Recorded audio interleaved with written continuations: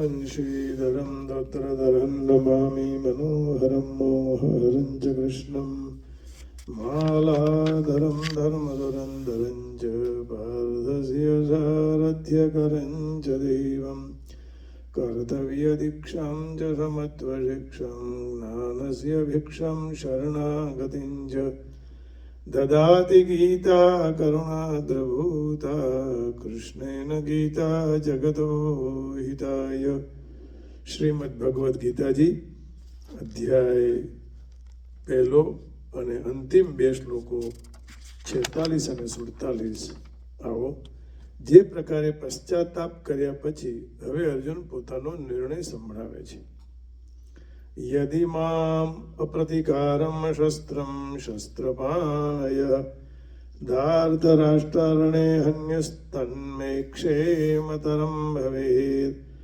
जो મને શસ્ત્ર રહિત અને સામના ન કરવા વાળોના શસ્ત્ર હાથમાં લીધેલા ધૃતરાષ્ટ્રના પુત્ર રણમાં મારી નાખે તો હું मारना भी मेरे लिए अधिक कल्याणकारक होगा. वह मारना भी मन मरना भी. यदि मुझ शस्त्र रहित एवं सामना न करने वालों को शस्त्र हाथ में लिए हुए धृतराष्ट्र के पुत्र रण में मार डाले तो वह मारना भी मेरे लिए अधिक कल्याणकारक होगा. मैं मरना चाहता हूँ लेकिन मुझे कुटुंब के साथ क्लेश झगड़ा नहीं चाहिए. वो सब वो ले जाए, मैं युद्ध करने वाला नहीं हूँ. ये भाव है. अब इस श्लोक का भाव क्या है?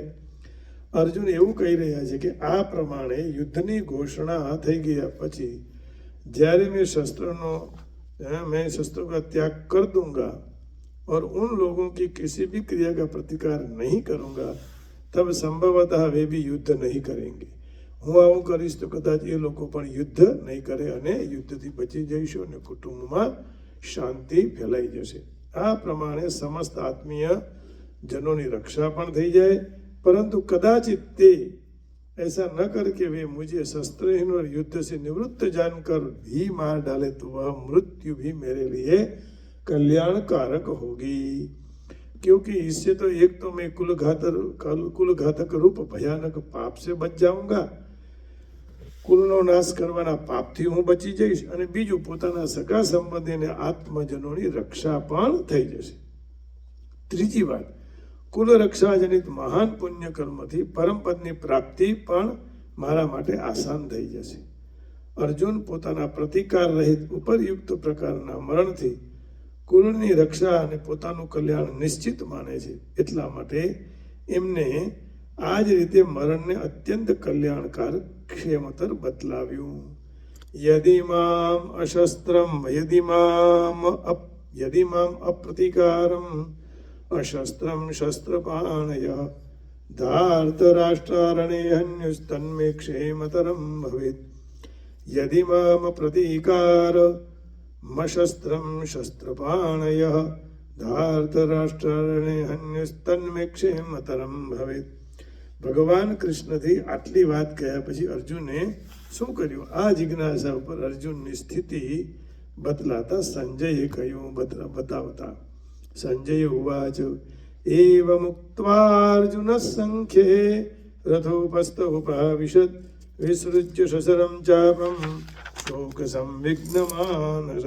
સંજય બોલ્યા કે હવે હું રણભૂમિમાં શોકથી ઉદ્વિગ્ન મનવાલા અર્જુન આ પ્રમાણે કહી બાણ સહિત ધનુષનો ત્યાગ કરી રથના પાછલા ભાગમાં બેસી ગયા અને એમને ધનુષ્ય મૂકી દીધું. યુદ્ધ કરવાનો પૂર્ણતઃ ઇનકાર કરી દીધો કે ભગવાન પરિવારને મારીશ તો કુલનો નાશ થશે, વૃદ્ધજનો નહીં રહે તો સંસ્કારહીન પ્રજા થશે, પોતાની પરંપરાઓને ભૂલી જશે, સ્ત્રીઓ દુષ્ટ થશે, એમાંથી દુષ્ટ પ્રજા થશે અને એ પ્રજા વિનાશનું કારણ બનશે. એટલે હું આ યુદ્ધ કરવા તૈયાર નથી. તો મીઠાનો ભાર ભીષ્મ પિતામહ ઉપર હતો એટલે ભીષ્મ પિતામહ પણ એક વાક્ય એક શબ્દ બોલ્યા ન હતા. એટલે તો યુદ્ધની શરૂઆત થઈને યુદ્ધ આવ્યું. તો આ શ્લોકમાં સંજયનો કહેવાનો શું ભાવ છે? અહીંયા સંજય કહે છે કે વિષાદ મગ્ન અર્જુનને ભગવાને એટલી વાત કહીને બાણ સહિત ગાંડીવ ધનુષને ઉતારી નીચે રાખી દીધું, રથના પાછલા ભાગમાં चुपचाप बैठी गयो। नाना प्रकार की चिंताओं में डूब गए। उनके मन में कुलनाश और उससे होने वाले भयानक पाप और पाप फलों के भीषण चित्र आने लगे। उनके मुखमंडल पर विषाद छा गया और नेत्र शोकाकुल हो गए। ओम तत्सदिति श्रीमद् भगवद गीता सुपनिषत्सु ब्रह्म विद्यायां योग शास्त्रे श्री कृष्णार्जुन संवादे अर्जुन विषाद योगो नाम प्रथमोऽध्याय। प्रत्येक अध्यायની સમાપ્તિ પછી ઉપરયુક્ત પુષ્પિકા દી ગયેલા, પુષ્પિકા એટલે અંતિમ। ઓમ તત્સદિતિ શ્રીમદ્ ભગવદ ગીતાસુ ઉપનિષત્સુ અને પુષ્પિકા કહેવાય। આમાં શ્રીમદ ભગવદ્ ગીતાનું મહાત્મ્ય અને પ્રભાવ પ્રગટ કરવામાં આવે છે। ઓમ તત્સત ભગવાનનું પવિત્ર નામ છે। 17મા અધ્યાયના 23મા શ્લોકમાં ભગવાને આની ચર્ચા કરી છે। 17મો અધ્યાય અને 23મો શ્લોક, તો આપણે એ શ્લોક જોઈ લઈએ।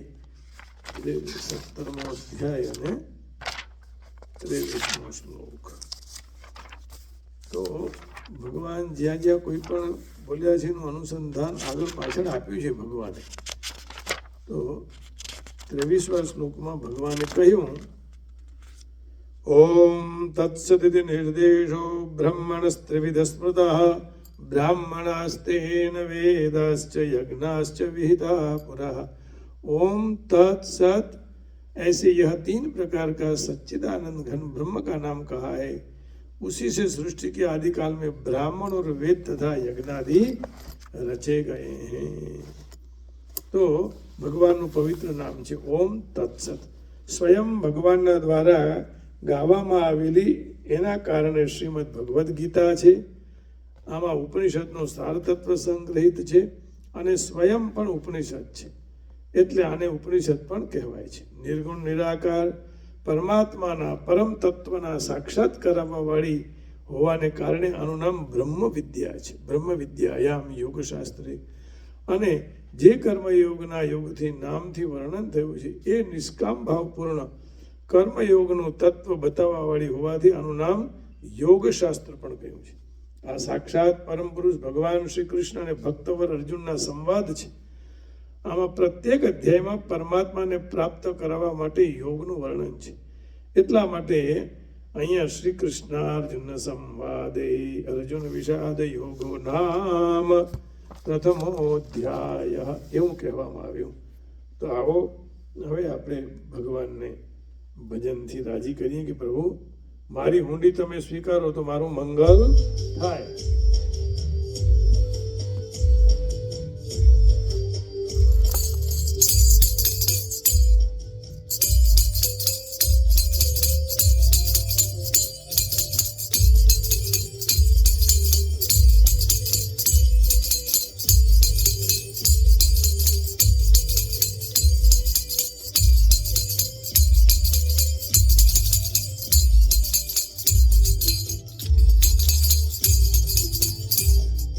हुंडी स्वीकारो महाराज रे शामड़ा गिरधारी।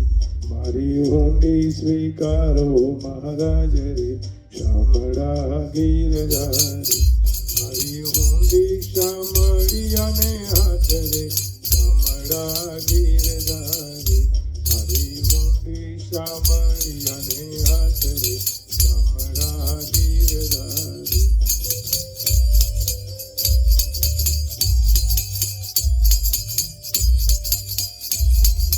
हे गोविंद हे गोपाल, अब मेरा सब आपके हाथ में है। आपके शरण में मैं आ गया हूं। हे राणा जीए रट करी અને વળી મીરાબાઈ ને કાજ ઝેરના પ્યાલા મોકલ્યા રે। એવાલો ઝેરના જારણ હાર રે શામળા ગીરના। એવાલો ઝેરના જારણ હાર રે શામળા ગીરધારે। બને એક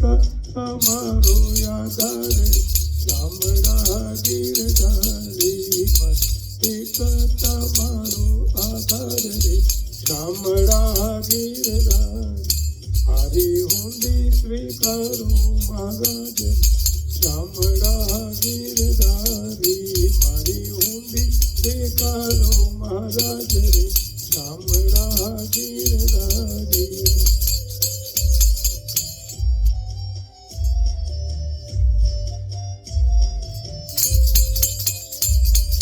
નરસિંહ મહેતાએ પોતાની હુંડી ભગવાન નારાયણને અર્પણ કરી દીધી, ભગવાન કૃષ્ણને અર્પણ કરી.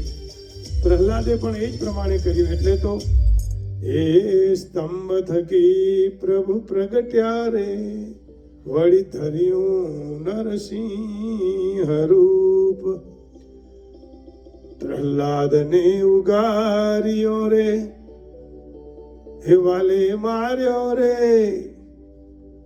હે વાલે માર્યો રે હરણા કંસ ભૂપ શામળા ગીરધારી વાલે માર્યો હરણા કંસ ભૂપ રે શામળા ગીરધારી મારી ઊંડી શામળિયાને હાથ રે શામળા ગીરધારી મારી ઊંડી શામળિયા હાથ રે શામળા ગીરધારી મારી ઊંડી સ્વીકારો મહારાજ રે શામળા ગીરધારી મારી ઊંડી સ્વીકારો મહારાજ રે શામળા ગીરધારી મારી ઊંડી સ્વીકારો મહારાજ રે શામળા ગીરધારી।